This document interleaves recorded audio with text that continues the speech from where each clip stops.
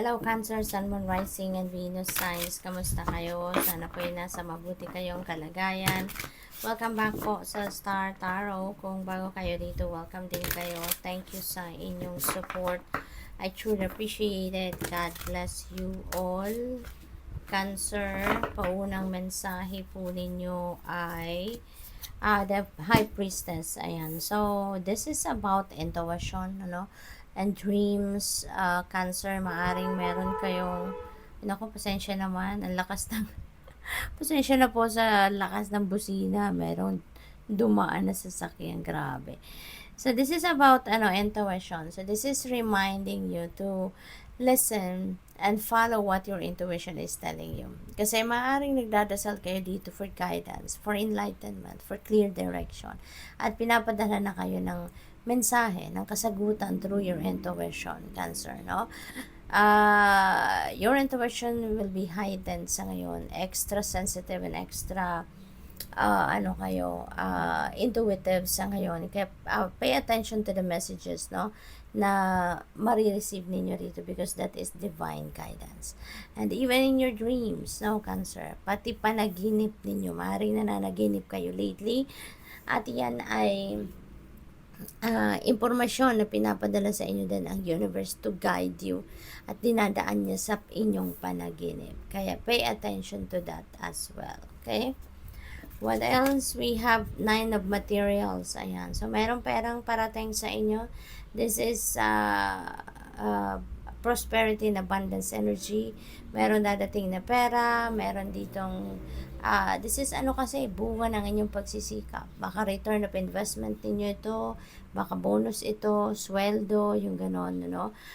This is something na siguro malaki-laking amount ng pera darating. Kasi, this is hard work ninyo paying off sa ngayon, ano? So, medyo siguro mabibigyan kayo ng pagkakataon ngayon na ma-enjoy man lang ninyo ang luxury, ma-enjoy ninyo yung financial freedom, no? So, malaki-laking pera ang maaaring dumating sa inyo rito, Cancer. What else? We have the Tower energy. Ayan. So, dito sa Tower energy, this is sudden change, no? Merong biglang dito, pagbabago, biglaang pagbabago na mangyayari sa buhay ninyo. This is something that might overwhelm you, kasi nga biglaan ito, hindi ninyo ito napaghandaan, hindi ninyo ito plinano, kaya maaring may surprise element ito para sa inyo, no? And this could be in any area of life, depende sa inyong sitwasyon. Kung ano yung dapat na magbago for the better sa buhay ninyo, doon ito mangyayari. So, if this message resonates with you, kayo lang ang tanging nakakaalam dyan kung anong sitwasyon sa buhay ninyo ang nangangailangan talaga ng pagbabago. We have Knight of Voices. Ayan, things are going to speed up, no? Lahat, no, na maaaring mangyari sa buhay ninyo, mabilis itong mag-unfold, mabilis itong mangyayari. Maaaring lahat ito bibilis, mawawala na yung mga delays, mawawala na yung mga blockages, no, sa mga ginagawa ninyo, sa sitwasyon ninyo. Kaya kailangan ninyo dito na maging physically, mentally, and emotionally fit and ready, Cancer. Para nang sa gayon, maano ninyo ito, ma-attenda ninyo ito ng maayos, no? You can pay attention to whatever this, mga pagbabago, no, na, alam mo yun, yung mai-enjoy ninyo ang bawat sitwasyon na ito, no, or ma-experience ninyo talaga, magiging focused kayo. Okay, so what else? We have 3 of Voices. Ayan, so may sadness, no, na nararamdaman ng iba sa inyo rito. Baka ito ang sitwasyon na related sa relationships, no? Baka related dito sa relationships. It could be siguro may betrayal dito na nangyari. Baka na-deceive kayo, na-cheat kayo, naloko kayo ng inyong person, or kung hindi man, baka ng inyong kapamilya, or baka ng inyong ng inyong kaibigan, no?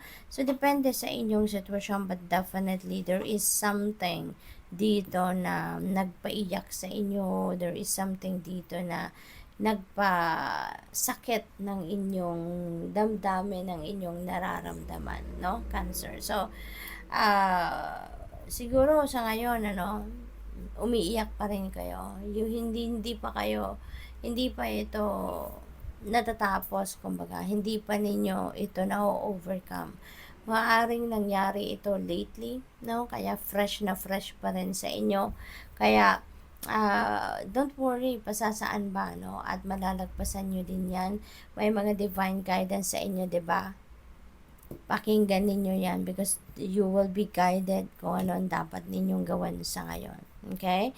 So, it takes time to heal. Pero, makakarating at makakarating ka din doon sa sitwasyon that you will be able to overcome kung ano man ang lungkot ng or sadness na yan or sama ng loob na nararamdaman ninyo. Okay?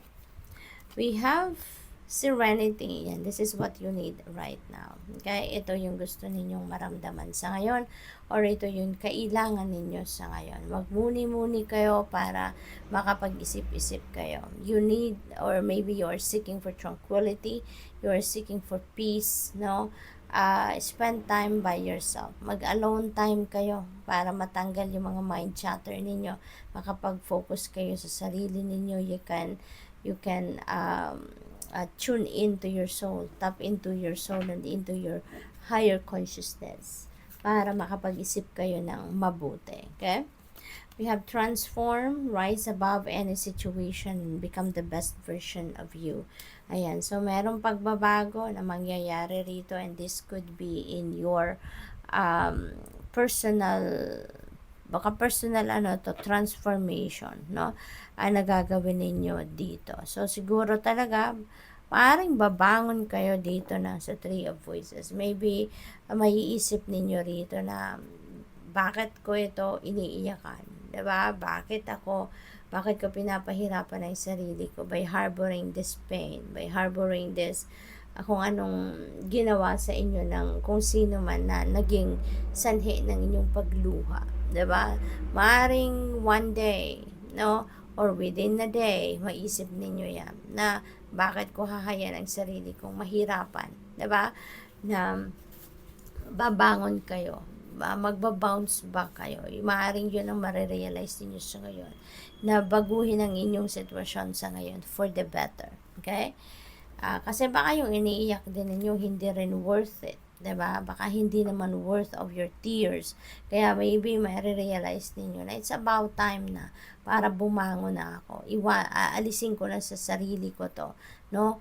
Mag-move forward na ako sa buhay. Mag-move on na ako.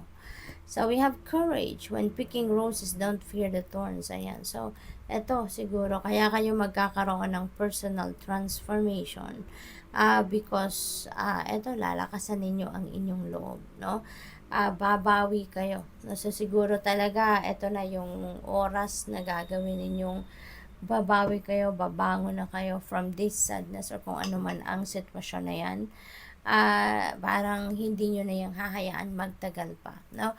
Magpapakatatag kayo. You're going to activate your courage and your inner strength and babangon na kayo. No? So, good luck. Thank you for watching Love and Light. Namaste.